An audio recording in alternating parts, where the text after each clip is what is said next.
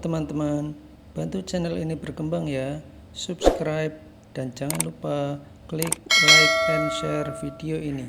Terima kasih dan selamat mendengarkan.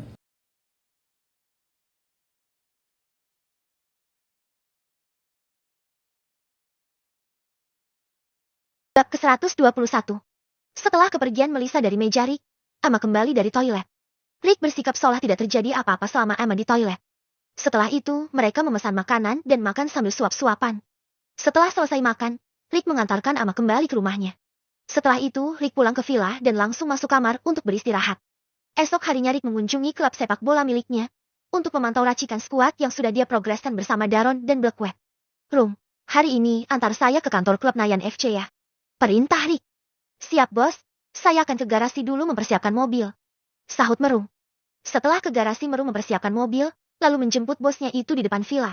Rick memasuki mobil lalu berangkat menggunakan mobil mewah. Di saat di perjalanan menuju kantor klub mereka diikuti oleh dua mobil yang tak dikenal. Merung melirik dari spion dan kamera belakang dan melihat ada dua mobil berwarna hitam jenis SUV dan Jeep selalu mengikuti arah mobil mereka. Bos, sepertinya dua mobil di belakang sedang menguntit dan selalu mengikuti kita dari tadi. Lapor Merung. Mencurigakan sekali. Ayo kita jalan terus ke jalan yang sepi kalau bisa. Kata Rick. Waduh bos, jangan bercanda, mending kita ke jalan yang ramai biar lebih aman. Sahut Merung. Sudah, kamu ikuti saja perintahku. Sepertinya dua mobil itu ingin berbuat sesuatu kepada kita. Kata Rick. Aku jadi takut nih bos. Mobil mereka semakin dekat. Kata Merung. Tidak apa-apa Rum, kamu tenang saja, mobil kita kan dirancang anti peluru dan lebih tahan benturan. Kita lihat apa yang akan mereka lakukan terhadap kita. Akan aku kasih pelajaran kalau berani macam-macam. Kata Rick menenangkan. Iya bos, kalau jumlah mereka banyak bagaimana? Tanya Merung. Itu gak masalah Rung. Aku lihat dari plat mobil itu mereka baru saja tinggal di kota ini. Coba aku cek di smartphone punyaku. Kata Rick. Rick mengecek smartphone canggihnya dan melihat daftar data plat mobil yang ada di negaranya. Karena Rick diam-diam seorang ahli hacker, jadi dia dengan mudah mengetahui data dari plat mobil yang mengikutinya. Mobil Jeep itu menggunakan nomor plat palsu. Sedangkan yang satunya mobil yang berasal dari negara tetangga kita. Sepertinya mereka ini orang baru di sini. Kata Rick. Wah, orang baru ya, jangan-jangan mereka buronan dan ingin menjadi pemain baru di sini sebagai penjahat. Sahut Merung. Di saat agak sepi, mobil mereka dipepet oleh kedua mobil yang mengikuti dari tadi. Mobil Rick berada di tengahnya. Namun Merung dengan keahlian mengemudi profesional. Karena dia adalah mantan pembalap NASCAR, dengan mudah menghindari dan meloloskan dari serempetan mobil penjahat itu. Jangan macam-macam kalian denganku. Kalau mau adu mekanik di jalanan denganku, akan aku kasih lihat skill membalapku. Kata Merung sambil tertawa. Bukan main. Tidak salah aku merekrutmu menjadi sopir pribadi selama kau pensiun dari balapan, ternyata skill kamu masih sangat hebat. Puji Rick. Namun kesenangan mereka berdua terhenti, karena di depan mereka ada satu mobil yang menghalangi di tengah jalan sehingga mereka tidak bisa lewat dan terjebak. Seketika Merung mengerem mendadak untuk menghindari hantaman keras dari mobil yang menghalanginya di depan. Mereka pun akhirnya terkepung dan dijepit oleh tiga mobil. Waduh bos, celaka deh, kita tidak bisa lari kemana-mana lagi ini. Kata Merung dengan panik. Tenang saja Rung, kita hadapi mereka semua dan kasih pelajaran. Kata Rick dengan percaya diri. Para sekelompok penjahat bersenjata lalu keluar dari mobil dengan menenteng senjata api jenis pistol. Mereka dan berniat ingin merampok Rick. Bagus, akhirnya kita berhasil mendapatkan mereka. Lihat itu, mobil mewahnya sangat cocok untuk dirampok. Kata penjahat. Apalagi isi di dalamnya pasti juga ada barang berharga yang sangat legit untuk dirampas. Kata penjahat lainnya. Hei, keluar, kamu serahkan barang berharga atau nyawa kamu melayang. Kata penjahat. Jangan macam-macam dengan kami kalau tidak ingin setor nyawa. Sahut penjahat lainnya. Rick masih berada di dalam mobil dengan santai tidak keluar. Namun dari kejauhan datang mobil lainnya. Semakin banyak itu mobilnya bos. Habislah kita berdua, mana belum nikah saya ini bos belum pernah merasakan bagaimana indahnya malam pertama. Kata Merung. Jangan putus asa begitu Rung. Itu mobil anak buah saya. Sahut Rick. Benarkah bos, sejak kapan Anda mempunyai anak buah baru? Akhirnya saya Jetty juga mencicipi malam pertama. Tanya Merung. Baru beberapa bulan Rung, saya memiliki bodyguard dan keamanan intel. Saya memiliki kode rahasia untuk berkomunikasi dengan mereka. Sahut Rick. Pantas saja dari tadi bos tenang begitu sambil main handphone juga. Bos ini bisa aja membuat jantungku bersenam. Kata Merung. Mereka bekerja tidak terlihat Rung. Kita akan selalu aman dengan pengawasan mereka. Kata Rick. Baku tembak pun terjadi. Para pasukan perampok memberikan perlawanan sengit. Mobil yang dikendarai pasukan Rick berjumlah 5 mobil. Melaju kencang menuju mobil para penjahat sambil melakukan tembakan. Pasukan Rick yang lebih terlatih dan profesional tidak terlalu membutuhkan waktu yang lama untuk mengalahkan para perampok, ditambah juga mereka menang jumlah. Setelah melakukan adu tembakan yang sengit, akhirnya pasukan keamanan Rick berhasil melumpuhkan para perampok dan menangkap mereka semua. Setelah situasi aman, Rick pun keluar dari dalam mobilnya. Terima kasih Jay, kamu bertugas dengan sangat baik, kata Rick. Sama-sama Pak Rick, sepertinya mereka ini adalah buronan dari negara tetangga kita. Mereka melarikan diri ke negara kita, sahut Jay, ketua keamanan Intel. Mereka memang benar buronan yang sedang melakukan persembunyian di sini. Sekarang hubungi para polisi biar mereka yang melanjutkan kasus ini, perintah Rick. Siapa? Kalau begitu silakan Anda untuk melanjutkan beraktivitas kembali, kata Jake. Rick dan Merung pun kembali melakukan perjalanan menuju stadion. Aku jadi lega, bos. Mereka berhasil dikalahkan. Aku tidak menyangka Anda memiliki pasukan keamanan seperti mereka. Pantas saja bos tidak membawa bodyguard pribadi, kata Merung. Iya Rung, kalau saya ingin menggunakan jasa bodyguard bisa saja nanti kalau memerlukannya di kondisi tertentu. Sekarang ayo kita ke kantor klub Nayan FC, perintah Rick. Mantap bos, biar kapok itu para penjahat, enak saja mereka mau jadi pemain baru di negara kita dan melakukan aksi perampokan. Hampir saja jantungku copot tadi melihat pistol mereka, kata Merung. Maafkan aku Rung sudah membuat kamu ketakutan. Aku sekalian ingin mengetes mental kamu. Nanti mereka akan dideportasi ke negara asal dan dijatuhi hukuman oleh pengadilan di sana, sahut Rick. Tidak apa-apa bos, kejutan Anda ini memang mantap, kata Merung. Setelah melakukan perjalanan yang cukup jauh mereka pun tiba di kantor Nayan FC. Rick disambut oleh security dan diantar masuk ke dalam kantor menuju ruangan Daron. Halo Pak Rick, bagaimana kabar Anda, sudah lama tidak berkunjung ke sini, sapa Daron.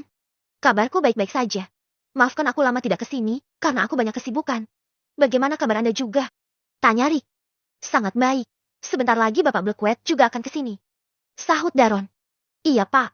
Oh ya, bagaimana dengan penyerang dari pemain Omel FC itu? Apakah agen kita sudah berhasil merekrutnya? Tanya Rick. Sudah berhasil Pak. Hanya tinggal proses transfer saja. Kita berhasil merayu dia untuk bergabung dengan klub kita, sahut Daron. Bagus. Nanti kita akan kasih dia kontrak jangka panjang untuknya, kata Rick. Tidak lama Blackwed datang. Mereka bertiga pun melanjutkan pembahasan tentang skuad pemain klub Nayan FC. Bab ke-122. Di kantor klub Nayan FC, Rick masih mengadakan pertemuan dengan Blackwed dan Daron. Setelah membahas berbagai hal bersama mereka, kemudian memanggil para staf manajemen lainnya untuk menyampaikan segala hasil dari rapat mereka bertiga. Pak Daron minta tolong untuk menghubungi para tim manajemen agar bisa berkumpul semua di sini sekarang juga, kata Rick. Baik Pak Rick, saya akan menghubungi asisten saya untuk menyampaikan pesan Anda ke semua staf, sahut Daron. Selagi menunggu para tim manajemen berkumpul, mereka bertiga akan meminum kopi bersama. Office boy datang mengantarkan kopi pesanan mereka bertiga. Di mana ada semut di situ ada gula, begitu juga dengan kamu. Kalau ada Bapak Rick pasti ada kopi juga. Sepertinya kamu tidak bisa jauh dari kopi, kata Blackwed. Iya Pak, dengan meminum kopi otak jadi fresh juga mengurangi semua beban pikiran. Aku sudah menjadi pecandu kopi berat, sahut Rick. Aku kalau kepala sakit juga minum kopi untuk menghilangkan rasa sakit, sahut Daron. Ya karena kandungan kafein dapat mengurangi rasa sakit di kepala, kata Rick. Kalau sakit kepala karena lama menduda bagaimana? Tanya Blackwed. Itu gak ada obatnya sih, soalnya ada 2 kepala yang terasa sakit, sahut Daron. Obatnya sih ya kawin lagi, sahut Rick. Kawin sih enak, tapi menjalaninya yang susah, kata Blackwed. Kalau gak mau susah ya jadi duda abadi, sahut Daron. Mereka pun tertawa karena Blackwed membuka candaannya. Tidak lama kopi pesanan mereka datang. Nah ini dia kopi andalan Pak Rick sudah datang, kata Daron. Kopi hitam less sugar memang paling nikmat dan gurih, kata Rick. Lihat asapnya bergoyang-goyang begitu sangat menggoda dengan keharumannya, kata Blackwed. Asisten Daron pun menghubungi memberitahukan bahwa para staf sudah siap semuanya dan akan berkumpul di ruang meeting sekarang. Sembari menunggu, semuanya ngumpul, mereka bertiga menikmati kopi hitam. Di saat semuanya sudah datang dan berkumpul, Rick pun membuka rapat. Rapat yang mereka bahas adalah tentang proyek skuad baru musim depan. Rick akan merombak semua pemain dan hanya mempertahankan beberapa pemain inti saja. Dana segar yang begitu besar sudah digelontorkan oleh Rick untuk membeli pemain-pemain berkualitas. Proses transfer pemain akan dilakukan secara bertahap. Dari pemain lokal hingga dari luar negeri yang dibidik Rick sudah berhasil didapatkan. Selain dari segi pemain, Rick juga mengubah sistem manajemen klub. Fasilitas untuk menunjang latihan pemain serta fasilitas untuk para pejabat klub dan manajemen juga akan ditambah. Selain itu juga banyak peraturan yang baru dibuat oleh Rick. Peraturan lama yang tidak efektif untuk perkembangan klub juga akan diubah. Setelah selesai melakukan banyak pembahasan dengan para staf manajemen dan menyampaikan rencana proyek musim depan, Rick pun mengakhiri rapat. Para staf manajemen dan petinggi klub banyak yang kagum dan menyukai Rick sebagai pemilik klub yang baru. Karena gaya kepemimpinan Rick yang visioner, visi misi yang dibawa Rick memberikan dampak yang sangat signifikan bagi klub. Walaupun dia baru sebentar menjabat sebagai pemilik klub. Meskipun masih muda, namun dengan kejeniusannya dia sangat dihormati. Dia datang dengan banyak membawa perubahan. Gaji serta tunjangan para staf juga dinaikkan oleh Rick. Setelah selesai mengurusi klub sepak bola miliknya, Rick pun ke parkiran mendatangi Merung supirnya untuk mengantarkannya ke tempat Joe. Rung, sekarang antarkan saya ke tempat Joe, perintah Rick. Baik bos. Mau latihannya ke sana? Tanya Merung. Main balet, Rung? Ya latihanlah, kamu kan sudah tahu, masih saja nanya. Sahut Rick. Hehe, maaf bos, aku kira Anda mau main catur di tempatnya Joe. Kata Merung. Kalau main catur di warung kopi saja sama bapak-bapak komplek banyak yang jago di sana. Sahut Rick. Bisa aja bos ini. Aku juga mau ikut latihan tinju juga nih bos, urat-uratku pada lemes semua lama gak dilatih. Kata Merung. Iya, sekalian aja kita latihan bersama. Mumpung Joe masih di sini, nanti bulan depan dia sudah terbang ke Amerika. Kata Rick. Wah, jauh dong kita terpisah dengannya. Semoga saja dia sukses di sana. Kasihan dia sempat hidup sebatang kara di sini, tapi setelah bertemu dengan bos hidupnya perlahan berubah menjadi lebih baik. Kata Merung. Aku yakin dia pasti sukses di sana. Semua bakat dan kemampuan yang dia miliki akan tersalurkan di sana.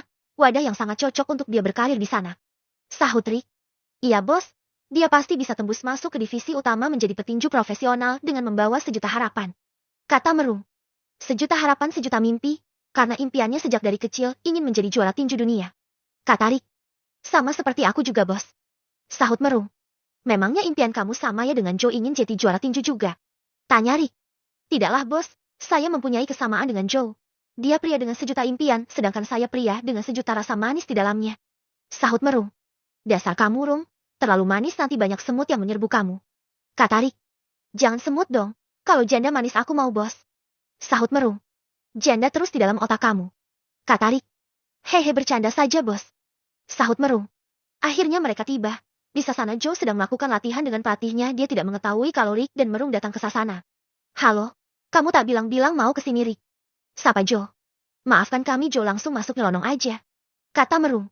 Aku secara tiba-tiba saja ingin mengunjungi kamu ke sini. Tadi aku habis mengunjungi klub Nayan FC. Sahut Rick. Iya, tidak apa-apa. Ayo ke sini gabung bersama. Ajak Joe. Rick dan Merung pun berganti pakaian lalu bergabung latihan bersama dengan Joe, pelatih serta para anggota yang lainnya. Di saat mereka asyik latihan, tiba-tiba saja datang sekelompok preman yang ingin menantang para petinju yang ada di sasana. Mereka masuk tanpa izin. Hei, siapa kalian semua, ada keperluan apa masuk ke dalam sini? Tanya pelatih. Kami hanya penasaran, selama tempat ini dibangun kami tidak pernah tahu apa yang ada di dalamnya. Sahut preman. Iya, kami hanya sering melihat dari luar saja, ada gambar orang yang sedang bertinju. Kami jadi penasaran, ingin mencoba kekuatan para petinju yang ada di sini. Sahut ketua preman. Oh, jadi begini ya ruangan di dalam sasana, tempatnya luas sekali, kata preman yang melongo melihat fasilitas yang sangat bagus di dalam. Kalau mau masuk ke sini kalian harus permisi dahulu. Tidak boleh sembarangan asal memasuki tempat orang tanpa izin. Kata pelatih. Kalian harus belajar lagi tata krama, jangan asal nyelonong saja. Ini bukan pasar asal main masuk aja. Sahut rekan Joe. Jangan banyak bacotlah, saya mau mengetes jagoan terkuat yang ada di sini. Kata ketua preman menantang. Ayo kasih bos kami lawan terkuat. Dia sudah bosan mengalahkan preman lain di wilayah sini. Kata anak buahnya. Mohon maaf, di sini bukan tempat untuk mencari keributan ataupun berkelahi. Kami di sini hanya melakukan latihan untuk kebugaran dan kesehatan tubuh, bukan untuk beradu kekuatan sembarangan. Sahut pelatih menolak. Ayolah, jangan jadi pengecut sebelum kami rusak fasilitas yang ada di sini. Kata ketua preman. Kalau kamu memang memaksa, ayolah naik kering di sini, tapi 1 lawan 1. Bagaimana, setuju? Kata Joe. Bagaimana bos? 1 lawan 1 katanya, kita terima saja, kita ada 5 orang. Kata anak buah preman. Kita setuju saja. Aku tertarik dengan si perut gembul itu. Kata ketua preman sambil menunjuk Merung. Kami setuju. Kata ketua preman kepada Joe. Tidak apa-apa kan Pak? Saya menerima tantangan mereka. Tanya Joe kepada pelatih. Buang-buang waktu saja meladeni mereka. Tapi ya sudahlah, tidak apa-apa, silahkan saja kalian berbagi ring untuk memberikan mereka pelajaran. Sahut pelatih. Iya Pak, saya sudah lama tidak bermain-main. Nanti mereka akan menyesal sudah masuk ke dalam kandang singa. Kata Joe. Kalau bisa jangan buat mereka terlalu parah ya. Mereka itu terlalu bodoh mau berkelahi, tapi yang ditantang para petinju terlatih. Dengan penuh teknik sudah jelas mereka tidak bisa mengimbangi kalau cuma dengan skill berkelahi jalanan begitu. Sahut pelatih. Iya Pak, saya mohon izin ya untuk meladeni mereka dulu. Kata Joe. Baiklah, hati-hati ya Joe. Sahut pelatih. Joe pun mengajak Rick, Merung dan 2 rekannya untuk berbagi lawan dengan para preman lalu secara bergantian bertanding di atas ring. Bab ke-123. Masih di sasana tempat pelatihan tinju Joe. Mereka sedang bersiap melakukan sparring dengan para preman yang datang tanpa diundang. Setelah Joe meminta izin dan memohon kepada pelatihnya agar bisa menerima tantangan dari para preman, akhirnya Joe dan kawan-kawan diizinkan untuk melakukan pertarungan tinju. Namun dengan syarat dari pelatih, yaitu dengan peraturan tidak boleh menyerang bagian tubuh yang vital. Setelahnya bebas mau melakukan gaya tinju apapun. Hal ini disetujui oleh para preman dan mereka pun akan secara bergantian naik ke atas ring untuk membuktikan siapa yang akan menjadi pemenang. Joe yang memang menyukai pertarungan begitu sangat senang dengan kehadiran para preman tak diundang. Dia ingin sekali memberikan pelajaran berharga kepada para preman yang sok jagoan dan juga merasa paling hebat di wilayah itu. Di sini Rick juga diajak Joe untuk meladeni para preman agar memberikan efek jerah dan mengajari mereka bagaimana tata krama memasuki tempat orang. Rick setuju karena dia yang ahli bela diri dan juga jenius dalam bertarung jalanan maupun di arena. Itu akan membungkam kesombongan para preman yang tidak pernah terkalahkan dalam pertarungan melawan preman jalan lainnya. Sedangkan Merung yang dianggap lemah oleh pemimpin preman juga siap melayani tantangannya. Merung tidak terima sudah dikata-katai perut maju oleh ketua preman yang bernama Moore. Merung yang terpancing emosi membalas perkataan Moore dengan mengatakannya seorang kerdil. Hei kerdil, jangan berani menghina perut seksiku ini ya. Biar begini banyak tante-tante yang menyukai perut buncitku ini. Kata Merung. Dasar belun perut buncit dibanggakan. Otakmu yang harus maju, jangan perutmu. Sahut Moore. Banyak cakap, kamu kayak tukang jual obat di pasar malam. Lihat badanmu yang kecil itu, terlalu sombong melawanku yang besar ini. Kata Merung. Aku tidak takut dengan badanmu yang besar. Sudah banyak preman lain berbadan lebih besar dari kamu yang aku kalahkan di jalanan. Sahut Moore. Banyak bacot, maju sini. Kata Merung emosi. Rung, santai saja, jangan terlalu emosi. Biar aku saja dulu yang naik ke atas ring melawan anak buahnya. Kata Joe.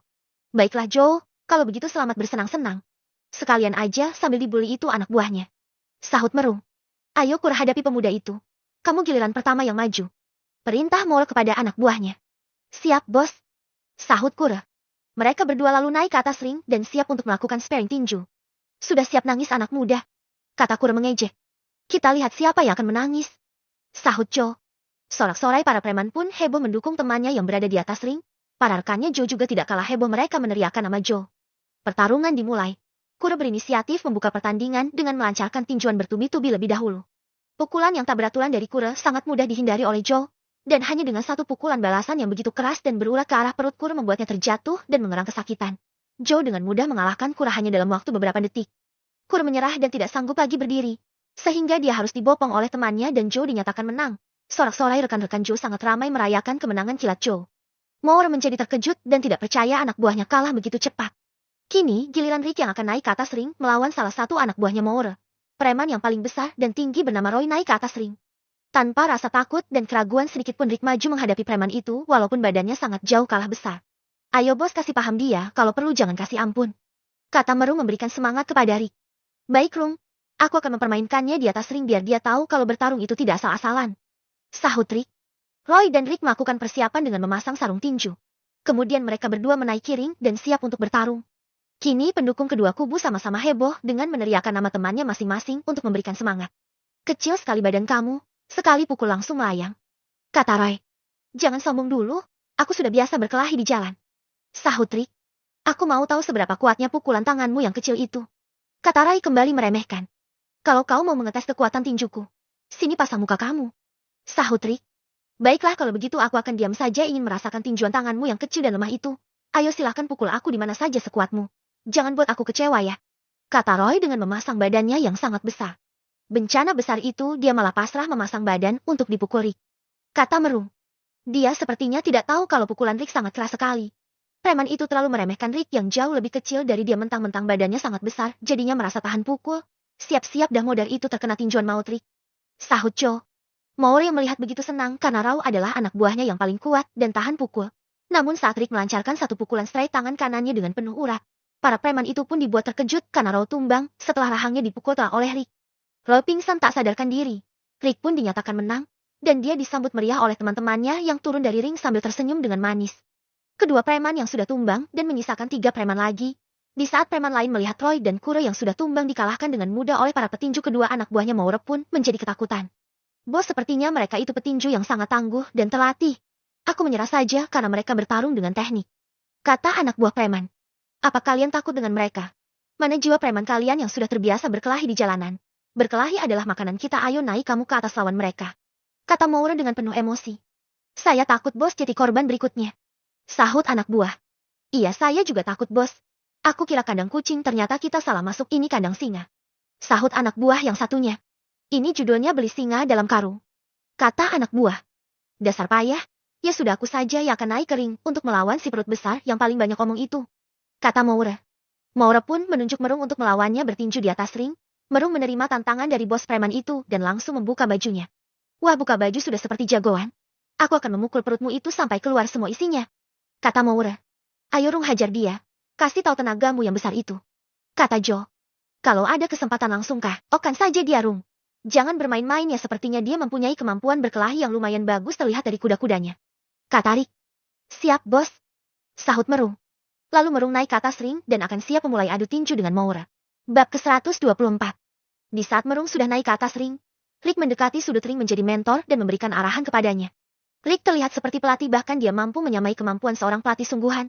Dengan kata-kata motivasi Rick membakar semangat Merung menjadi terbakar seperti api yang berkobar. Saking semangatnya Merung, dia pun terpeleset saat memasuki ring. Kakinya tersandung tali ring membuat wajahnya mencium matras. Namun karena perutnya yang buncit berhasil menyelamatkan badan dan meredam rasa sakit saat terjatuh.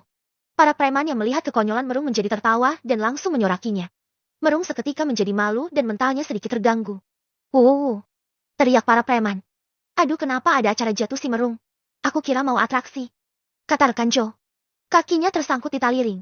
Mungkin karena gugup jadinya begitu. Sahut Joe. Tapi tidak apa-apa, itu tidak berdampak buruk kepada Merung. Karena di sana ada Rick yang berada di sampingnya untuk menenangkan dia. Kata rekan Joe. Memang hebat si Rick, dia mempunyai keahlian sama seperti seorang pelatih. Aku juga banyak belajar darinya, mulai dari membuat strategi bertarung hingga cara membaca strategi lawan. Sahut Joe. Rick yang berada di dekat Merung memberikan semangat dan motivasi kepada Merung. Agar tidak memperdulikan lawan yang menyorakinya. Dengan kata-kata wejangan Rick berhasil membuat Merung menjadi tenang kembali. Merung kembali berdiri dengan tegap dan melakukan pemanasan dengan lompat-lompat kecil. Moura yang sudah menunggu dengan tangan di pinggang seperti meremehkan. Pertarungan pun dimulai. Moura membuka serangan lebih dulu. Terlihat Moura tidak seperti anak buahnya yang bertarung tidak beraturan tanpa teknik.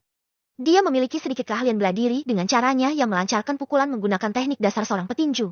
Merung masih santai merespons serangan tersebut karena instruksi dari Rick. Merung masih mengukur kekuatan lawannya. Tidak berselang lama Rick sudah melihat kelemahan dan seberapa kekuatan Moura.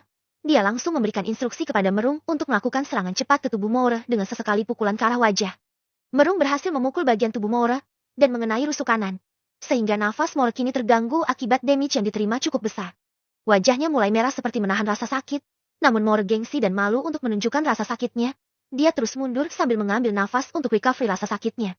Tetapi Rick meneriaki Merung untuk maju terus. Maju Rung, jangan kasih jarak, terus dekati dia dan berikan pukulan lagi. Kata Rick. Merung kembali memukul dan berhasil ditangkis Moura. Tetapi pukulan ke arah tubuhnya tidak dapat terhindarkan dan kembali mengenai rusuk kanannya. Sehingga damage yang diterima membuat rasa sakitnya bertambah. Moura langsung kesakitan dan menunduk memegang rusuknya. Dia langsung menyerah dan tidak mampu lagi berdiri untuk melakukan pertarungan. Tukan tenaga Merung sangat besar. Pukulannya sangat berurat. Kata rekan Joe. Iya, uratnya besar makanya tenaga juga besar. Sahut Joe. Tidak seperti para preman itu yang cuma urat malunya aja yang besar. Kata rekan Joe. Iya, mereka tidak tahu malu sudah merasa yang paling kuat. Asal masuk sembarangan aja ke sasana tinju kita. Sahut Joe. Mereka pikir kita bertarung sama kayak mereka berkelahi di jalanan. Padahal bertinju adalah makanan kita, tentunya dengan latihan dan teknik bertarung yang benar mereka bukan lawan kita. Kata rekan Joe. Merung pun dinyatakan menang. Tangannya diangkat oleh Rick dan rekan yang lain. Para rekan tinju yang berada di sasana menjadi sangat heboh, bersorak-sorai atas kemenangan telak. Mereka mengalahkan para preman dengan mudah. Para preman pun mengakui kehebatan para petinju yang ada di sasana. Kemudian meminta maaf kepada pelatih dan yang lainnya atas kesalahan mereka yang sudah memasuki sasana tanpa izin dan menantang berkelahi orang-orang yang ada di dalamnya. Para preman kemudian keluar dari sasana dan menjadi kapok dan juga menyesal karena sudah salah masuk ke dalam kandang singa. Bagaimana ini, bos? Kita dipermalukan oleh para petinju itu. Kataku lah. Iya, bagaimana ini, masa kita preman yang penuh pengalaman yang berkuasa di wilayah ini bisa dipermalukan oleh mereka? Kami tidak terima, bos. Sahut Roy. Aku juga tidak terima sudah dikalahkan oleh mereka dengan cara yang memalukan. Nanti kita akan susun rencana untuk membalas kekalahan kita. Mari kita pulang ke markas kita dahulu untuk mengobati rasa sakit ini. Sahut Moura, ketua preman. Bukan cuma badan yang sakit ini, bos, tapi hati juga. Kataku lah. Para preman itu pulang berjalan kaki dengan lemas dan dibantu berjalan oleh dua preman yang belum sempat bertarung tadi. Rick yang sedang asyik bersantai bersama dengan Joel dan rekan-rekan. Setelah meladeni para preman, tiba-tiba dihubungi oleh William. Halo Pak Wall, apa kabar? Tanya Rick. Kabarku baik-baik saja. Apakah kau sedang sibuk hari ini? Tanya William. Tidak juga, aku sedang berada di tempatnya Joe. Ada apa Pak Wall? Tanya Rick. Saya mau menyampaikan pesan dari kepolisian bahwa mereka ingin kamu membantu mereka untuk merakit alat dan membuat program untuk perlindungan data-data dari kejahatan siber. Kata William. Dari mana mereka bisa tahu kalau saya bisa membuat program itu? Tanya Rick. Dari polisi keamanan siber, mereka telah mendeteksi para hacker yang ingin menyerang data-data para warga, termasuk juga data milik kamu. Tetapi di saat para polisi ingin melakukan serangan balik, hacker itu sudah diserang dan diberantas oleh kamu dan mereka melihat program keamanan milik kamu sangat kuat dan bagus sekali. Sahut William. Oh jadi begitu, aku melakukan serangan itu secara otomatis. Jika ada serangan dari dalam maupun luar negeri, aku bisa mengetahuinya. Walaupun tidak berada di depan komputer, karena aku sudah membuat aplikasi di smartphone untuk pemberitahuan. Kata Rick, hebat sekali, pantas saja para polisi keamanan siber ingin bekerja sama denganmu. Kepala staf kemana meminta kamu untuk datang ke kantornya bersamaku. Nanti sore jika kamu tidak sibuk, aku akan menjemput kamu. Kata William. Sore bisa, Wol. Saya tidak ada kegiatan lagi setelah ini. Nanti biar saya saja yang menjemput Anda di rumah. Kata Rick. Baiklah kalau begitu, sampai jumpa nanti sore. Kata William. Sampai jumpa. Sahut Rick. William menutup teleponnya. Joe, Pak Pelatih, kami mau pulang dulu ya. Pamit Rick. Baiklah Rick, terima kasih ya sudah mampir ke sini. Sahut pelatih. Terima kasih Rick sudah mengunjungi kami, hati-hati di jalan ya. Sahut Joe. Baik sama-sama. Kata Rick. Ayo Rum kita pulang. Nanti sore antar saya ke rumah William. Perintah Rick. Ada agenda apa bos kita ke sana? Tanya Merung. Nanti antar kami berdua ke kantor polisi. Sahut Rick. Ada tugas negara ya bos? Tanya Merung. Permintaan dari kepala kepolisian mereka ingin melakukan kerjasama denganku. Sahut Rick. Oh begitu ya bos. Sahut Merung. Lalu mereka berdua pulang ke villa untuk beristirahat. Bab ke-125. Sore ini Rick berencana akan pergi ke kantor kepolisian negara. Karena dia diminta oleh kepala keamanan siber untuk bekerja sama membuatkan program perlindungan siber. Dan saat jam sudah menunjukkan pukul 4 sore waktu setempat, Merung pun sudah standby di depan villa menunggu bosnya Rick. Sambil menunggu Merung bersama petugas keamanan yang berjaga ngobrol santai, sambil berdiri di depan pintu dengan menenteng cangkir berisi kopi hitam yang mantap. Hei Rung, aku dengar kabar tadi kamu bersama bos di Sasana mendapatkan serangan dari preman lokal di sana ya? Tanya petugas keamanan. Bukan diserang bro, tapi mereka tiba-tiba saja memasuki Sasana tanpa izin, dan menantang kami semua yang berada di dalam. Kami sedang asyik latihan main nyelonong aja itu para preman. Sempat ditolak Pak Pelatih sih, tapi Joe yang meminta kepada pelatih agar mau mengizinkan kami untuk meladeni para preman itu. Biar sekali-kali diberi pelajaran agar kapok. Sahut Merung. Oh jadi begitu ya, setelah itu bagaimana nasib para preman itu? Tanya security. Tahu sendiri kan nasib mereka bagaimana kalau memasuki kandang singa. Ya begitulah mereka pulang dengan rasa sakit dan menanggung malu. Sahut Merung. Kapok gak tuh? Kebiasaan para preman yang asal masuk dan nantang orang sembarangan saja kena tuh karma. Kata security. Iya aku juga tadi sempat duel melawan ketua preman itu. Tapi untungnya berkat arahan dan strategi yang diberikan Bos Rick membuatku jadi menang dengan mudah. Kata Merung. Mantap itu, nanti kami semua para petugas keamanan juga akan ikut berlatih ke Sasana bergantian. Bos Rick merencanakan akan dimulai minggu depan. Kebetulan minggu depan akan dikirim 4 orang dulu termasuk saya. Kata security. Bagus itu, kalau bisa kalian rutin ikut berlatih di sana. Karena pekerjaan kalian memang membutuhkan kemampuan bela diri untuk menjaga keamanan. Sahut Merung. Sebenarnya kami sudah memiliki keahlian bela diri. Tetapi Bos Rick ingin kami belajar boxing juga biar kami memiliki banyak keahlian. Kata security. Mantap memang bos kita ini. Ngomong-ngomong kamu punya kenalan wanita gak? Tanya Merung. Tidak ada Rung, saya kan sudah punya istri. Jadi semua kenalan wanita saya sudah tidak ada lagi sekarang. Sahut security. Aku kira banyak stok. Aku sekarang sangat membutuhkan belayan seorang wanita untuk menjadi penyemangat hidup. Kata Merung. Emangnya bajunya di stok segala. Kalau mau kenalan wanita tuh sama security di depan pos dia banyak kenalan dan juga sama seperti kamu masih bujangan. Kata security. Nah itu baru sip. Nanti malam aku main ke depan biar enak bisnis wanita sama dia. Kata Merung. Main bisnis segala kamu Rung, emangnya apaan wanita kok dijadikan bisnis? Mending cari istri saja daripada memainkan wanita. Enak loh kalau tidur tiap malam ada yang menemani. Kalau dingin ada yang meluk. Aku saja sudah pensiun pakai guling karena ada istri yang bisa dipeluk kayak guling. Kata security. Ya bikin ngiler aja Anda ini. Nanti kalau ada jodohnya bisa saja kok kami dipertemukan. Mungkin sekarang dia masih nyasar di hati orang. Kata Merung. Tak lama Rick pun datang. Halo pada ngapain nih, asyik sekali kalian ngobrol sambil ngopi hitam. Sapa Rick. Ini Tuan Rick. Katanya Merung ingin mencari pasangan. Sahut security. Jadi malu deh. Iya nih bos saya kesepian sekali. Sudah sangat lama menjomblo sampai berkarat ini hati. Saya ingin mencari pasangan sejati yang menjadi takdir untuk hidup bersamaku. Namun sampai saat ini belum bertemu juga. Sahut Merung. Oh begitu ya. Asal kamu terus berusaha mencari nanti ketemu kok. Kita diciptakan oleh Yang Maha Kuasa berpasang-pasangan. Jadi kamu tenang saja, nanti ada saja waktunya kamu dipertemukan dengan cara yang tidak kamu duga. Ayo kita berangkat sekarang juga sudah ditungguin nih sama William. Kata Rick. Baiklah bos. Sahut Merung. Mereka pun berangkat ke rumah William dan menjemputnya untuk bersama-sama ke kantor polisi.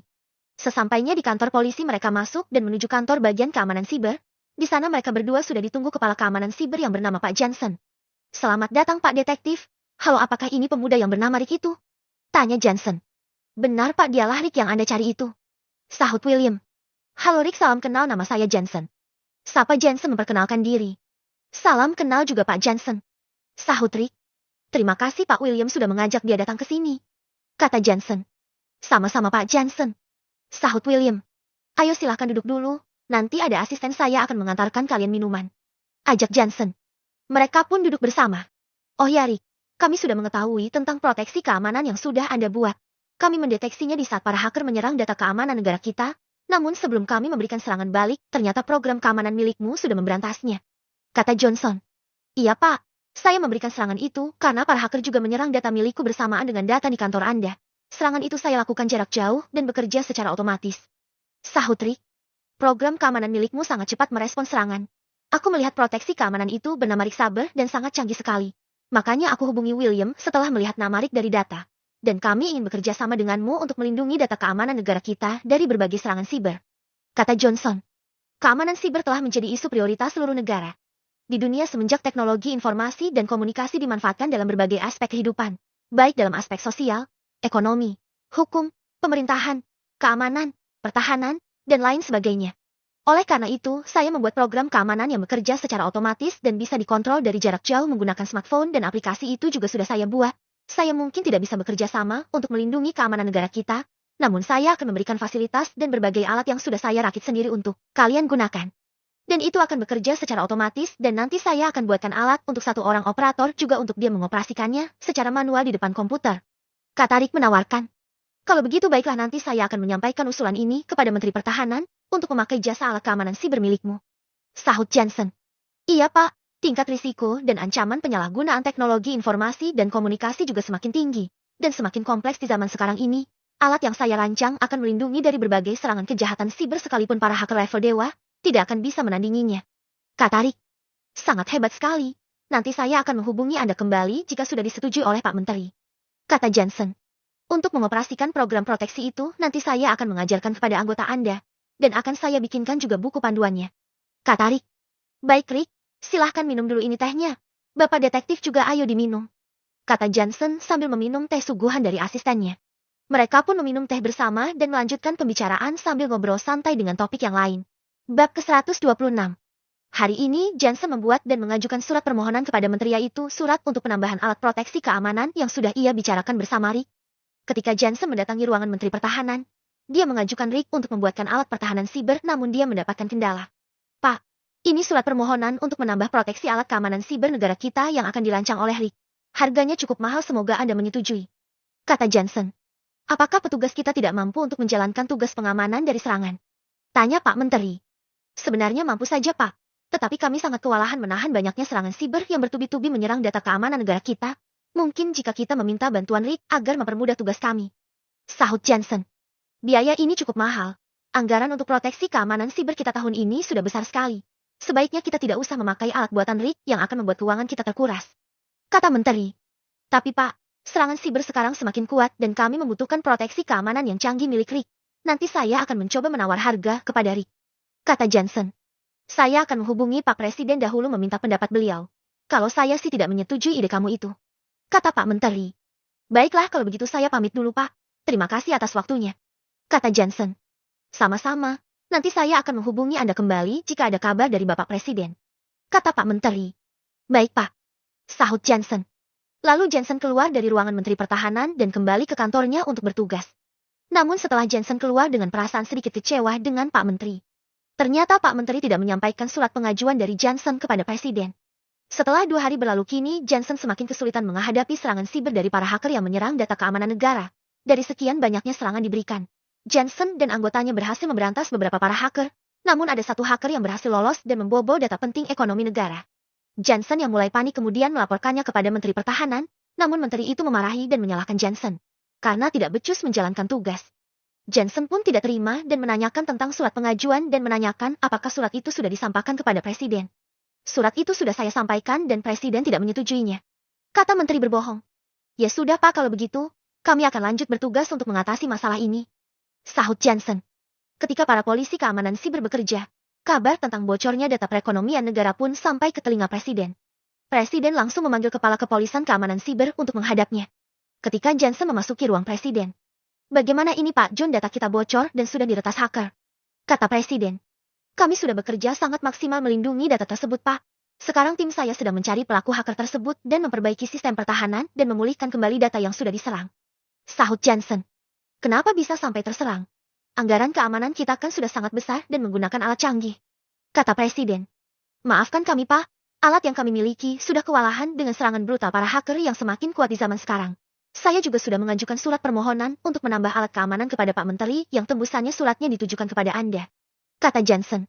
Tapi Pak Menteri tidak memberikan surat itu kepada saya. Nanti setelah ini saya akan memanggil dia. Kata Presiden. Iya, Pak. Ada pemuda yang bernama Rick. Dia mempunyai kemampuan merancang alat keamanan siber yang sangat canggih dan mutakhir. Jadi saya menyarankan dia untuk membantu kami membuatkan alat itu. Kata Johnson. Oh, Rick ya. Saya sangat mengenal dia. Kalau bisa secepatnya suruh dia untuk membuatkan alat itu, saya menyetujui usulan Anda. Kata Presiden. Baik, Pak, terima kasih. Saya akan memanggil Rick sekarang juga. Sahut Johnson. Johnson pun menghubungi Rick lewat teleponnya.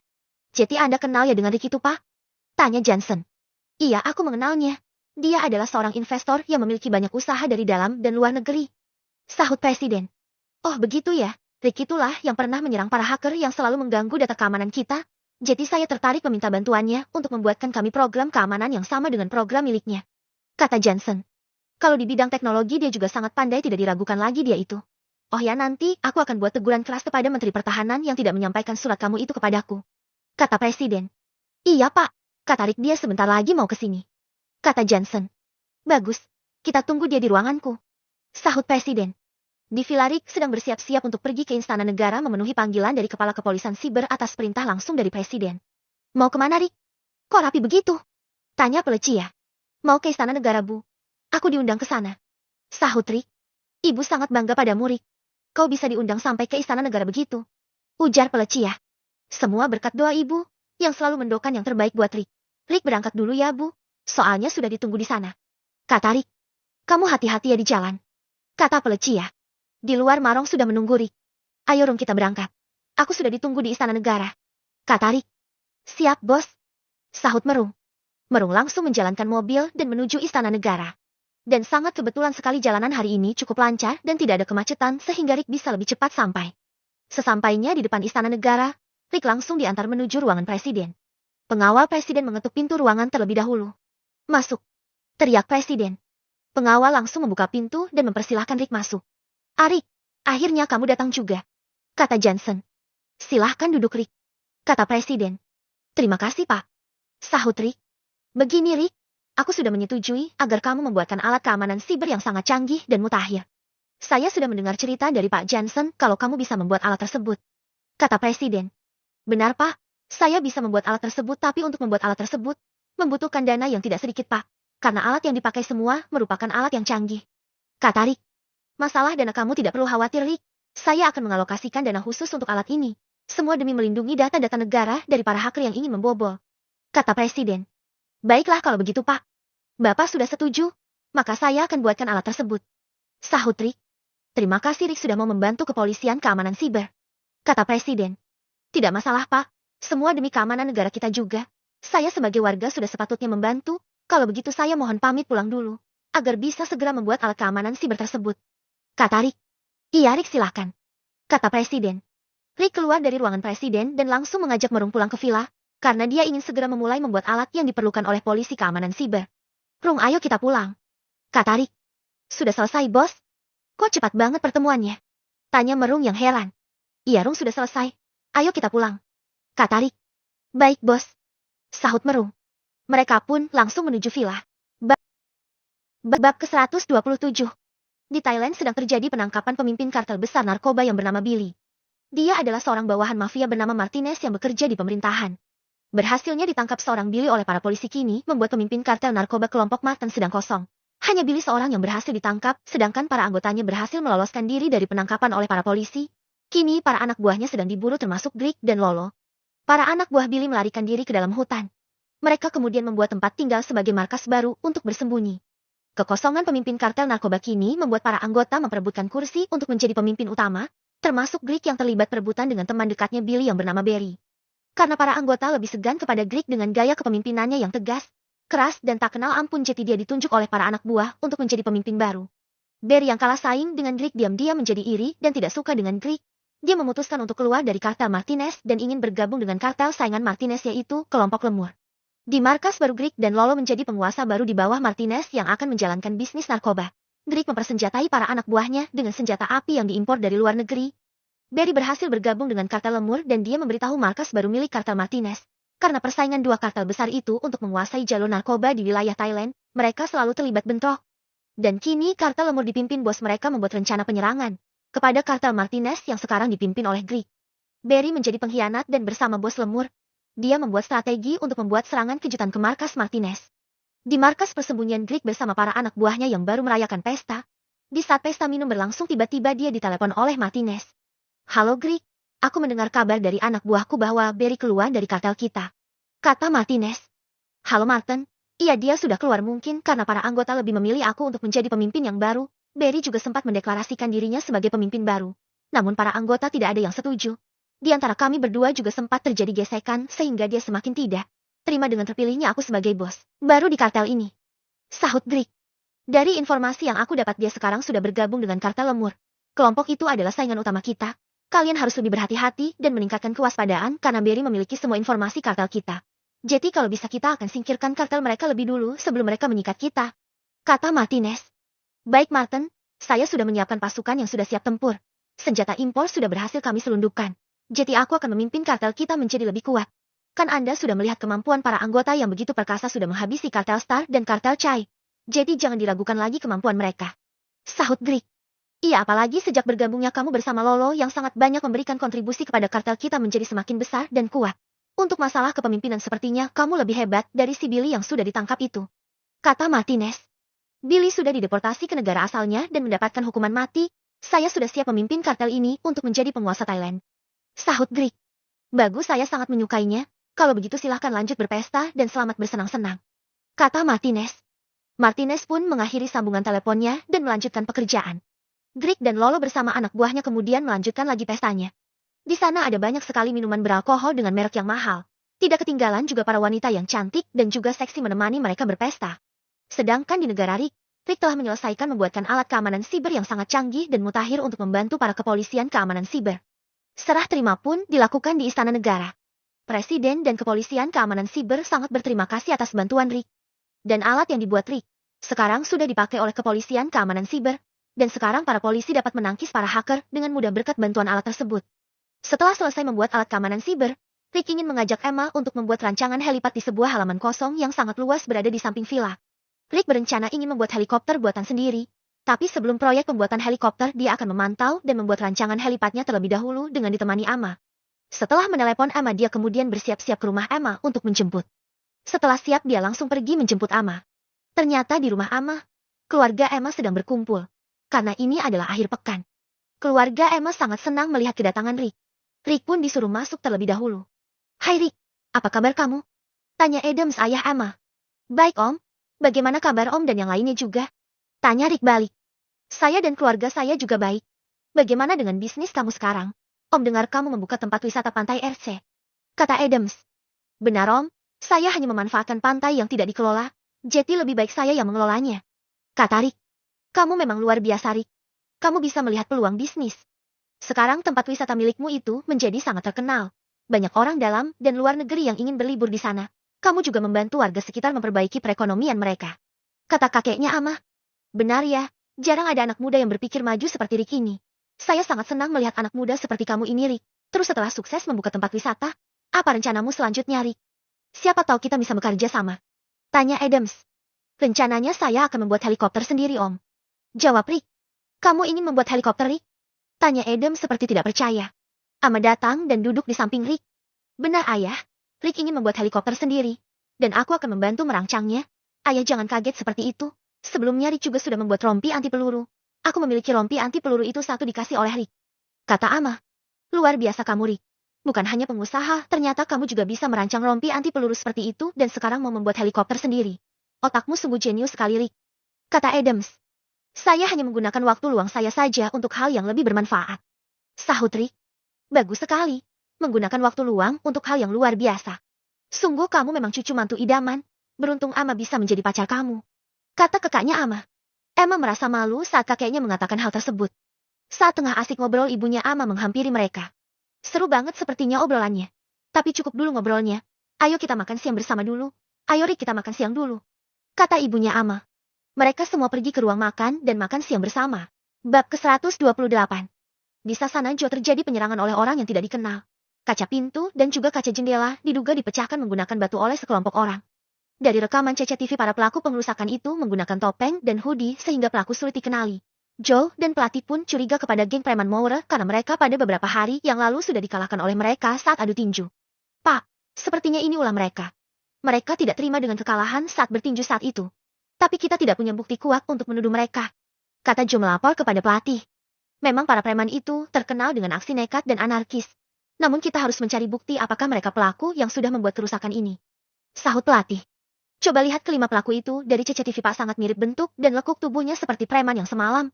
Jumlahnya juga sama, ada 5 orang, mencurigakan sekali, kata Joe. Kejadiannya tadi pagi jam 4 dini hari di saat orang-orang pada tidur.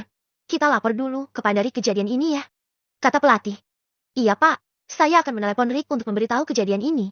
Oh ya Pak, sambil menunggu Rick mengangkat telepon, mari kita sarapan dulu, ajak Joe. Ayo Joe, kita sarapan, di dapur sudah tersedia roti, buah, dan juga susu siap santap, kata pelatih. Mereka pun pergi ke dapur dan di sana ada rekan-rekan yang lain, sudah duduk di depan meja menghantam sarapan pagi untuk pengisian energi. Smartphone Rick berdering. Ada panggilan dari Joe. Ada apa ya? Tumben Joe nelpon duluan, gumam Rick. Rick izin kepada keluarga Emma untuk mengangkat telepon dari temannya dulu. Rick pun agak menjauh dari meja makan, agar bisa berbicara dengan Joe. Halo Joe, kata Rick menyapa Joe via telepon. Halo juga Rick, maaf mengganggu waktumu, kata Joe. Gak apa-apa bro, ada kabar apa ya? Tanya Rick. Begini Rick, sasana kita telah dirusak oleh sekelompok orang tidak dikenal. Tadi, setelah kami periksa, ada bekas bongkahan batu yang sudah dilemparkan ke kaca pintu juga jendela. Dan dari rekaman CCTV, orang yang menggunakan hoodie dan topeng yang melakukannya, kata Joe menceritakan. Saya akan ke sana setelah dari rumah Ama, biar kita cari tahu siapa yang melakukan itu, sahut Rick. Apakah kamu tidak sibuk Rick? Bagaimana dengan pekerjaan kamu yang banyak itu? Tanya Joe. Tidak apa-apa, pekerjaan saya sudah dihandle oleh para anak buahku, jadi aku nanti sempat saja ke tempat kamu, sahut Rick. Baik Rick, kalau begitu saya mau lanjut sarapan dulu, kata Joe. Oke Joe, sampai jumpa nanti, kata Rick sambil mengakhiri sambungan telepon. Katanya nanti Rick akan ke sini. Dia masih berada di rumah kekasihnya, kata Joe melaporkan kepada pelatih. Bagus kalau Rick bisa ke sini. Aku kira dia tidak bisa ke sini karena aktivitas dia yang segudang itu, sahut pelatih. Dia kan punya bawahan para manajer yang mengatur semua pekerjaannya. Jadi dia mempunyai banyak waktu untuk melakukan hal lain, kata Joe. Enak ya jadi owner berbagai perusahaan, tetapi otak harus siap-siap pusing karena harus bekerja keras untuk menjalankan usaha. Resikonya ya pasti stres tingkat tinggi, kata pelatih. Itu pasti Pak. Fisik tidak lelah, tetapi otak yang sangat lelah bekerja keras sangatlah rawan menjadi stres. Tetapi Rick, aku lihat dia tidak pernah stres menghadapi berbagai masalah yang menimpa perusahaan miliknya, sahut Joe. Tidak mungkinlah tidak pernah stres. Mungkin stres yang dia alami bisa dia manage sehingga tidak memberikan beban yang serius. Yang pasti tingkat stres yang dia alami sudah level dewa, kata pelatih. Apalagi perusahaan dan investasi Rick ada di mana-mana dari dalam dan luar negeri. Kalau saya sudah pasti pusing 7 keliling, kata Joe. Mungkin otak dia bercabang sehingga mampu memikirkan segala sesuatu dengan multitasking, kata pelatih. Otak dia bercabang seperti hati orang yang suka selingkuh, banyak cabangnya, canda Joe. Kayak jualan aja banyak cabangnya, ada di mana-mana, sahut pelatih. Akhirnya selesai juga sarapan, perut kenyang hati ikut senang, kata Joe. Ayo kita melakukan senam dulu sambil menunggu kedatangan Rick, ajak pelatih. Mereka pun melakukan senam bersama di rumah Ama. Setelah selesai makan bersama, Rick meminta izin untuk pulang lebih dahulu kepada keluarga Ama. Dia juga minta maaf pada Ama kalau tidak jadi mengajaknya untuk merancang helikopter hari ini. Maaf Om, Tante, sepertinya saya harus pulang sekarang, ada urusan mendadak, kata Rick. Mendadak sekali Rick, kamu baru saja selesai makan. Kita belum ngobrol-ngobrol lagi, Tante kan juga pengen ngobrol sama kamu, kata mamahnya Ama. Iya Tan, teman saya tadi memberitahu kalau ada pekerjaan mendadak, kata Rick. Namanya juga pengusaha sukses mah, ada saja kerjaan mendadak. Iya tidak apa-apa Rick, sahut Adams. Rick pun diantar Ama keluar.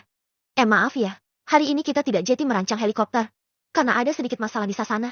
Jadi aku harus ke sana melihat keadaan di sana, kata Rick. Tidak apa-apa Rick. Ada masalah apa Rick di Sasana?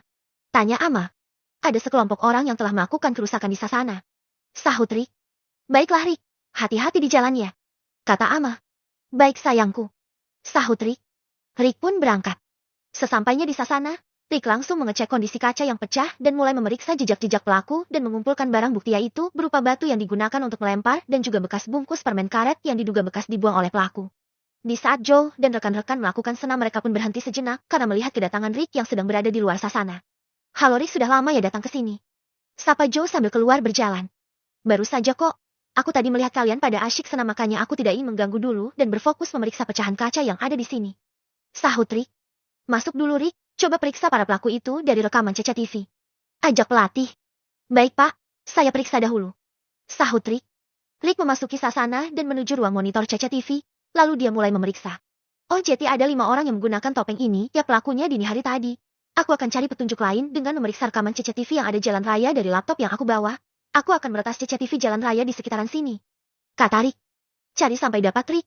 Aku curiga para pelakunya 5 orang preman yang semalam kita kalahkan," kata Joe. "Masih belum bisa dipastikan karena belum ada bukti yang kuat. Namun aku juga curiga terhadap mereka," sahut Rick. "Iya Rick. Siapa tahu mereka masih dendam kepada kita karena sudah dipermalukan," kata Joe. "Tunggu, aku akan memanggil William dulu untuk membantu kita mencari sosok pelakunya," kata Rick. Rick pun menghubungi William. Bab ke-129. Masih di penyelidikan kejadian pengerusakan Sasana Joe. William yang sudah dihubungi Rick datang ke Sasana juga untuk membantu mereka. Karena dengan adanya dia akan lebih memudahkan Rick untuk mengejar para pelaku pengerusakan. William datang di Sasana. "Halo semuanya. Maaf agak lama ya. Tadi macet di jalan," sapa William. "Aman saja, tidak apa-apa kok. Kamu mau datang saja sudah sangat berterima kasih," sahut Joe.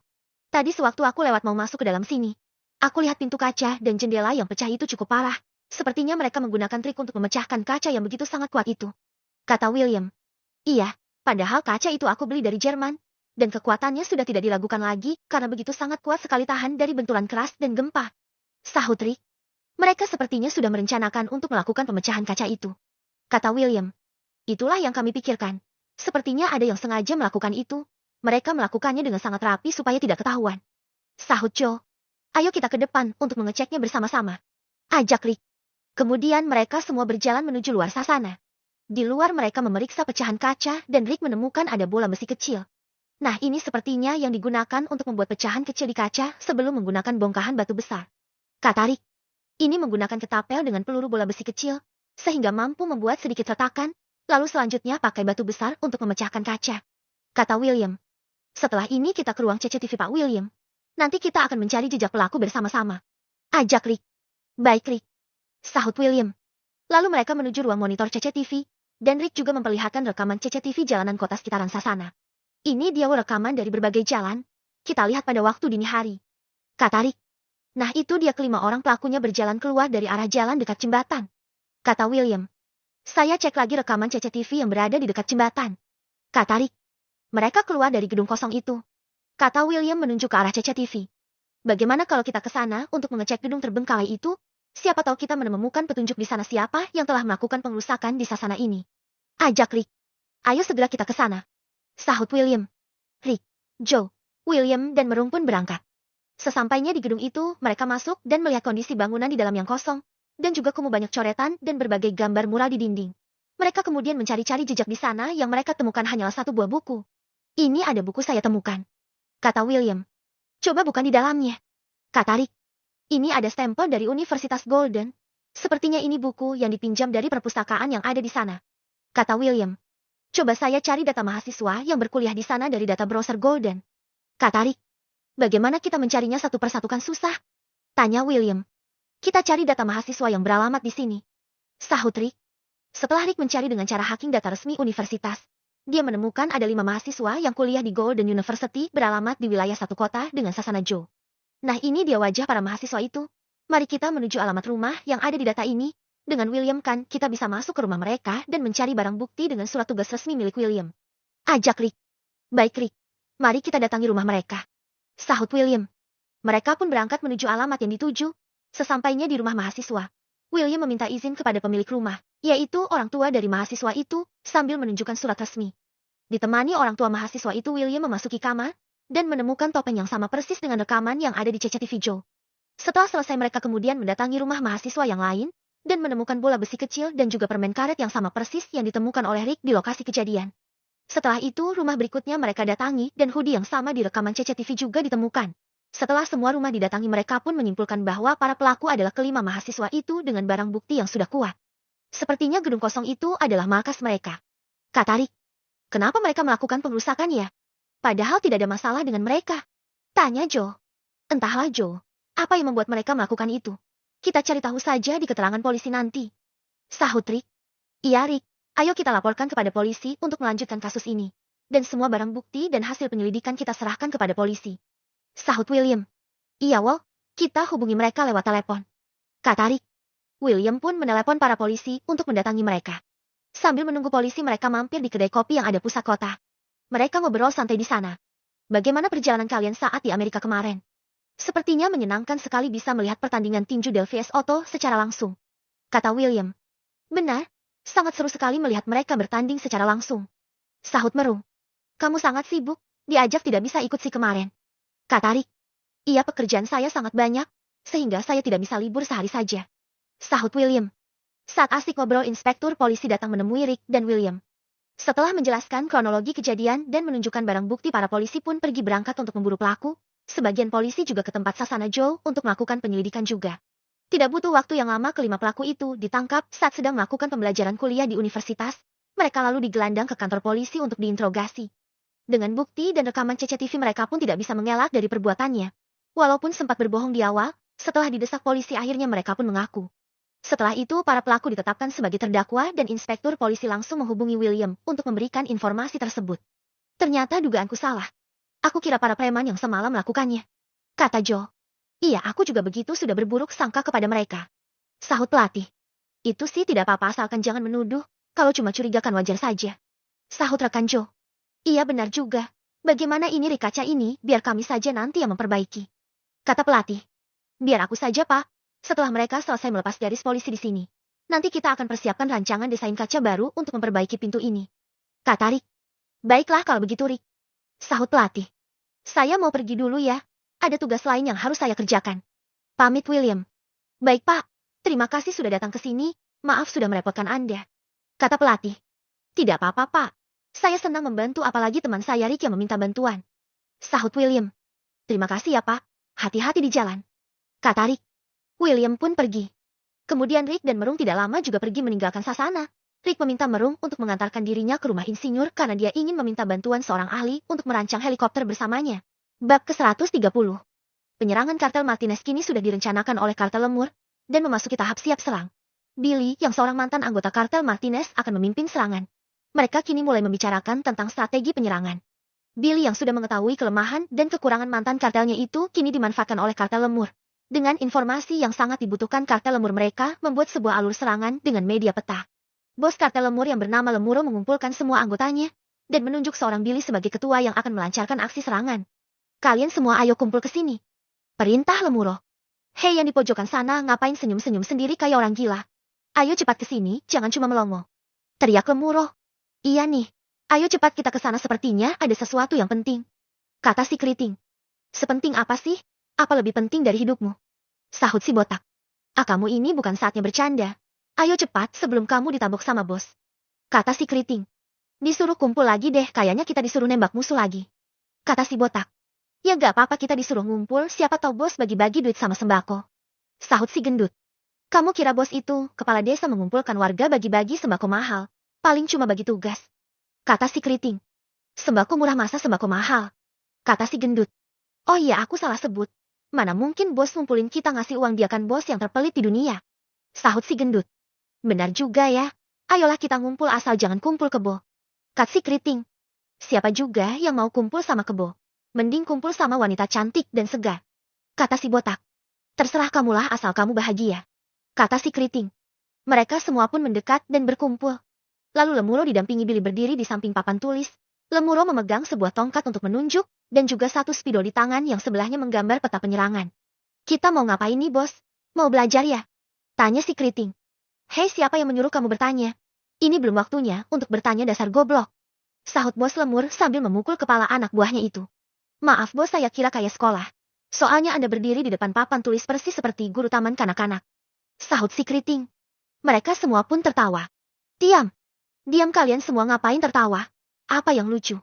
Kata Lemuro memarahi anak buahnya. Semua pun jadi terdiam. Jadi begini, kita akan merencanakan misi penyerangan ke markas atau tempat persembunyian kartel milik Martinez. Dari informasi yang saya dapatkan dari Billy, sekarang pemimpin kartel itu dipimpin oleh orang yang bernama Greg. Pemimpin sebelumnya sudah terciduk polisi. Jadi selain melakukan pembahasan strategi penyerangan, kita juga harus menambah kewaspadaan karena sudah banyak yang ditangkap polisi. Kita jangan sampai seperti mereka yang ditangkap seperti itu, Pak yang pandai. Kata Lemuro. Itu seperti pepatah, bos. Sepandai-pandainya tupai melompat pasti terjatuh juga. Sahut si botak. Kita balik pepatahnya. Sepandai-pandainya polisi memburu penjahat pasti tidak akan bisa memburu kita. Kata Lemuro. Bos memang pandai. Sahut yang lain. Iya dong, kita kan kartel kelas kakap bukan abal-abal. Kalau kalian ketemu polisi atau ada polisi yang sedang menyamar, kita harus fast respon. Kasih mereka tembakan biar habis. Kata Lemuro. Siap bos, pokoknya bagi kami tidak ada yang namanya kata ampun. Kata si gendut. Medan yang akan kita hadapi juga lumayan sulit. Karena akses masuk ke sana kita membutuhkan mobil yang tangguh seperti off-road, memasuki hutan dan jalan berlumpur. Nanti untuk mengurus transportasi sekaligus kebutuhan logistik aku serahkan kepada Tanyen. Waktu tempuh perjalanan sekitar 1 jam, kita akan berangkat pada jam 2 malam dini hari sehingga mereka akan panik dan tidak siap saat mendapatkan serangan kejutan dari kita. Kata Lemuro. Lalu giliran Billy yang berdiri di depan papan tulis untuk membuat peta serangan ke markas persembunyian kartel Martinez. Billy menggambar sebuah jalur yang nanti akan dilewati saat berangkat ke tujuan, bersama Lemuro yang membagi beberapa tim dengan tugas masing-masing. Sedangkan di negara Rick sedang berkunjung ke tempat insinyur yang seorang ahli dalam pembuatan pesawat. Rick ingin bekerja sama untuk membuatkan rancangan helikopter yang dirancang sendiri olehnya. Waktu yang dibutuhkan untuk pembuatan helikopter cukup lama. Selain itu Rick juga mempekerjakan tim riset untuk melakukan riset pesawat buatan miliknya. Pak, ini gambar rancangan helikopter buatan saya. Bisakah Anda membuatkan saya helikopter yang seperti ini di pabrik? Tanya Rick. Tentu bisa. Pabrik saya ini selalu bisa memproduksi berbagai macam jenis pesawat. Untuk bahan-bahan yang Anda butuhkan kami sudah menyediakannya. Sahut insinyur. Tetapi saya ingin jenis heli pengangkut penumpang jarak jauh yang bermesin ganda, supaya saya bisa terbang jauh untuk transportasi pribadi. Kata Rick. Tentu bisa, Pak. Rancangan yang Anda buat mampu membawa hingga 24 penumpang bersama dengan 2 kru, dan petugas kabin. Nanti kami akan mengembangkan rancangan Anda ini agar lebih canggih. Sahut insinyur. Boleh, Pak. Yang terpenting saya bisa memiliki alat transportasi yang terbilang efektif, karena saya sering bepergian untuk urusan bisnis, jadi saya membutuhkan heli biar lebih fleksibel untuk bepergian. Kata Rick. Rancangan yang Anda pesan ini memiliki harga yang relatif mahal, karena dilengkapi dengan teknologi yang canggih. Jadi kami memperkirakan biaya pembuatan ini sekitar 390 miliar. Sahut insinyur. Oh, tentu tidak masalah kalau urusan harga. Nanti saya akan kasih DP 30%, dan sisanya akan saya lunasi jika sudah selesai. Kata Rick. Deal, Pak. Oh ya, apa nama helikopter yang Anda buat ini? Tanya insinyur. Saya kasih nama capung besi RS-1206. Sahut Rick. Baik, Pak. Tim kami akan segera langsung mengerjakan proyek ini. Kata insinyur. Bagaimana kalau pembuatannya dipercepat? Nanti saya akan mendatangkan para ahli dari luar negeri untuk membantu pengerjaannya. Masalah biaya nanti saya akan menanggungnya. Agar proses pembuatan helikopter itu bisa lebih cepat. Kata Rick. Bisa, Pak. Kami siap jika harus bekerja sama dengan pihak yang lain. Sahut insinyur. Bagus, mungkin nanti saya akan sering ke sini untuk mengecek dan mengawasi proses pembuatannya. Karena setiap detail rancangan itu harus aku pastikan sesuai dengan keinginan saya. Kata Rick. Iya, Pak. Silahkan datang kapan saja. Sahut insinyur. Baik. Terima kasih atas kerjasamanya, Pak. Kata Rick. Rick lalu pergi dan akan langsung pulang ke villa untuk mengecek ulang halaman yang ia sudah persiapkan untuk parkir helikopter. Sesampainya di villa, dia berjalan menuju halaman belakang. Nah, ini dia halaman yang begitu luas yang akan aku persiapkan untuk landasan helikopterku nanti. Tetapi helikopter tidak memerlukan landasan udara luas seperti layaknya pesawat. Nanti lahan yang luas ini akan aku manfaatkan untuk memarkirkan pesawat. Mungkin jika aku akan membeli pesawat untuk koleksi akan sangat cocok untuk menghiasi halaman belakang villa milikku ini. Gumam Rick. Rick kemudian menghubungi Lian, Antonio dan juga Kevin untuk meminta pendapat tentang rencana yang akan ia buat. Dengan menggenggam smartphone dia memulai panggilan grup video.